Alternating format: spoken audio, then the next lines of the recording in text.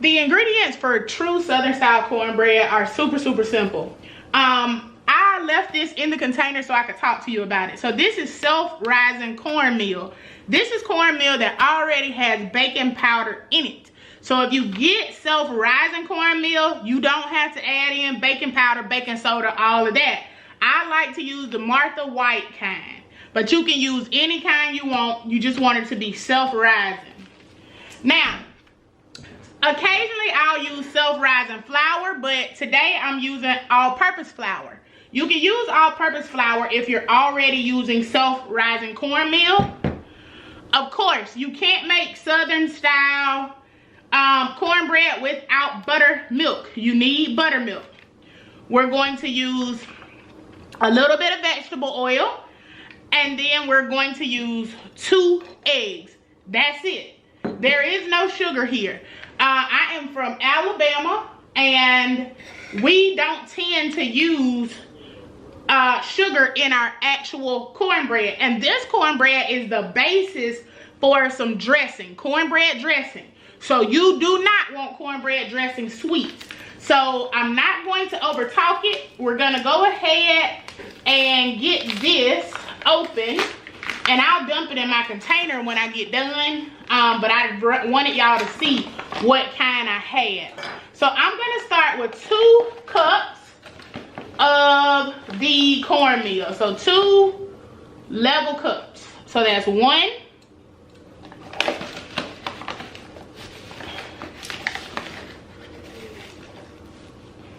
2. The other thing I want to tell you is if you use cornmeal mix, that's a difference. If you use cornmeal mix, you do not need flour. So if and Martha White has one, it's typically green if you get that one. So now I'm going to follow up those 2 cups of the cornmeal with a half a cup of the flour. So there we go. That's our dry ingredients. If y'all hear the noise over there, y'all already know it's Buddy Legend, okay? So now, I'm gonna go ahead and crack my eggs. Hopefully that little bad boy doesn't roll off the counter before I get a chance. Oh! Ha ha! I dropped that one on the counter. Counter's clean. Ha! Right back in there. It'll be fine. The counter is clean, people. It's my counter. It's my house. Alright. Now, we're going to beat these 2 eggs up. I like to go ahead and beat mine before I put it in there.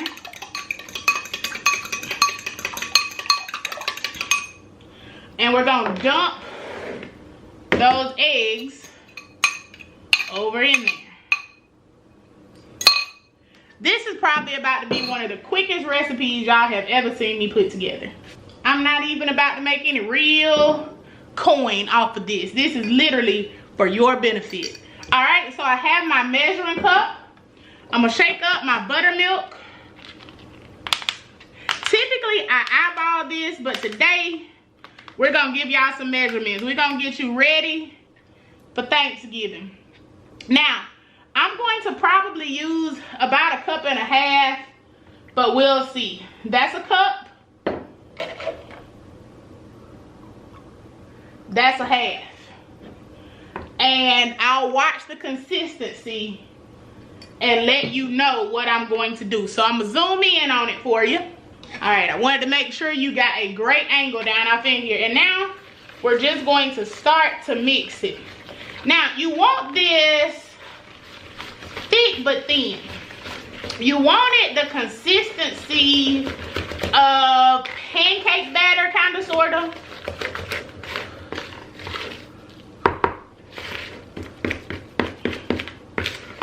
And this recipe can easily be doubled. Alright, so I'm going to go in with another 1/2 cup of buttermilk. So that's a total of 2 cups. Like I said, I typically eyeball this.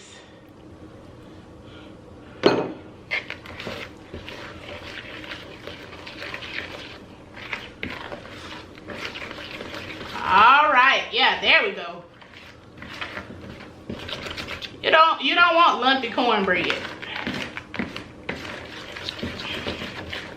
All right, look at that consistency. So that's a total of 2 cups of the buttermilk.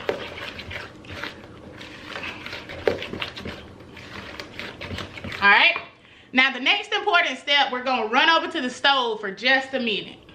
Okay, this cast iron skillet is already incredibly hot because I needed to re-season it prior to this video.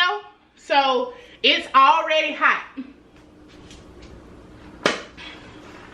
I'm gonna take about 2 tablespoons of vegetable oil. And like I said, the skillet is already hot, and I'm just gonna heat up this vegetable oil a little bit. It's not gonna take much because the skillet's hot, but if your skillet wasn't hot, you know, you would want to let it get warm, because when we drop that cornbread off in here, there's a sizzle that I'm looking for. So we're going to let this heat up probably about 2 minutes or so. It's not gonna take long because it's already hot, and then we'll move on to the next step. All right, so you want to take that oil you let get hot. I like to run it around the pan real good, and then you're going to pour it into that cornbread, and that sizzle you heard is what you're looking for. Now I like to mix mine in, and this is going to help make sure that your cornbread is nice and moist. All right, now this pan is still hot. You're gonna take it, put it over in there. Now, because you put it in a hot pan, it's going to get a nice crispness to the edges.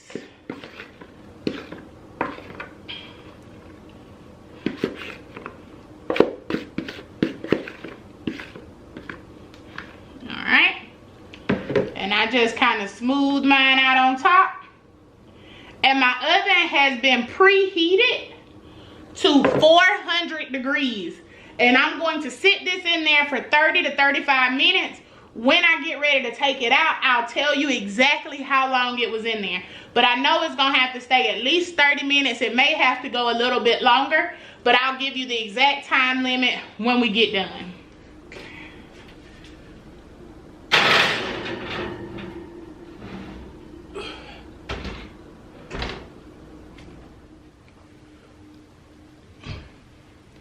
Alright, so here is our Southern style cornbread. It cooked for 45 minutes on 400 degrees.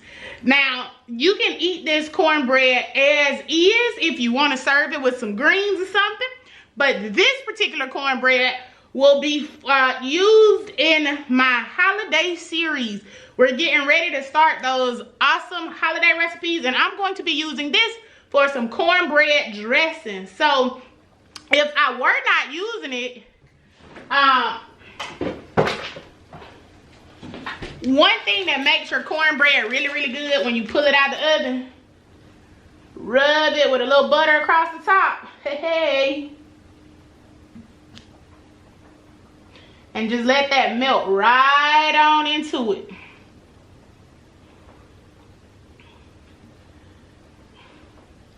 But like I was saying, this cornbread will be featured in my holiday series. We're getting ready to make some cornbread dressing out of it. So if you want to learn how to do that, make sure you stay tuned. If you have not already, hit that subscribe button and also hit that notification bell so that you can be notified every time I upload one of these awesome, awesome recipes. So hopefully you enjoyed today's recipe. And until next time, bye neighbors.